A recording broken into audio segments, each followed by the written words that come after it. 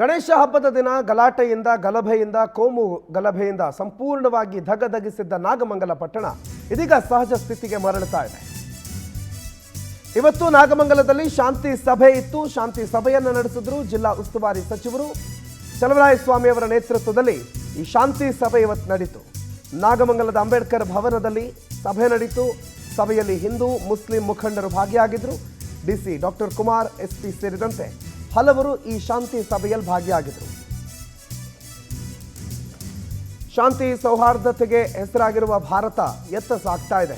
ಅದರಲ್ಲೂ ಕರ್ನಾಟಕ ಇಡೀ ದೇಶಕ್ಕೆ ಸಂದೇಶವನ್ನು ಕೊಟ್ಟಿರುವ ಕರ್ನಾಟಕ ಇವತ್ತು ಕೋಮು ಗಲಭೆ, ಅದು ಮಂಡ್ಯದಲ್ಲಿ ಕೋಮು ಗಲಭೆ ಆಗ್ತಾ ಇರೋದು ನಿಜವಾಗ್ಲೂ ಇದನ್ನು ಒಮ್ಮೆ ಪರಿಶೀಲಿಸಬೇಕು ಅಥವಾ ವಿಚಾರ ಮಾಡಲೇಬೇಕಾದಂಥ ವಿಷಯ.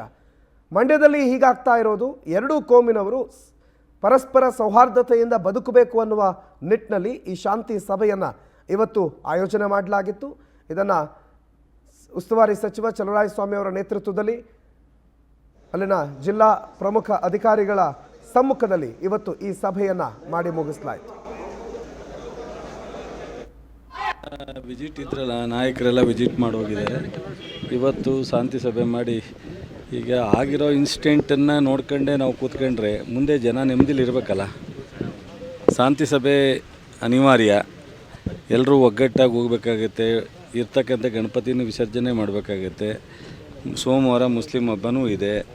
ಎಲ್ಲವೂ ಅನ್ಯೋನ್ಯವಾಗಿ ಈಗ ನಾವು ಬೇರೆ ನಾಯಕರು ಅಥವಾ ಅಧಿಕಾರಿಗಳು ಏನೇ ಮಾಡಿದ್ರು ಇಲ್ಲಿ ಜನ ಒಟ್ಟಿಗೆ ಬದುಕಿದಾಗ ಮಾತ್ರ ಅವ್ರಿಗೆ ನೆಮ್ಮದಿ ಸಿಗ್ಲಿಕ್ಕೆ ಸಾಧ್ಯ. ಅದಕ್ಕೋಸ್ಕರ ಎಲ್ಲರೂ ಒಟ್ಟಾಗಿ ಹೋಗಿ ಅಂತ ವಿನಂತಿ ಮಾಡಲಿಕ್ಕೆ ಕರೆದಿದ್ದೀನಿ. ಎಲ್ಲ ವಿಸಿಟ್ ಇದ್ರಲ್ಲ, ನಾಯಕರೆಲ್ಲ ವಿಸಿಟ್ ಮಾಡೋಗಿದ್ದಾರೆ.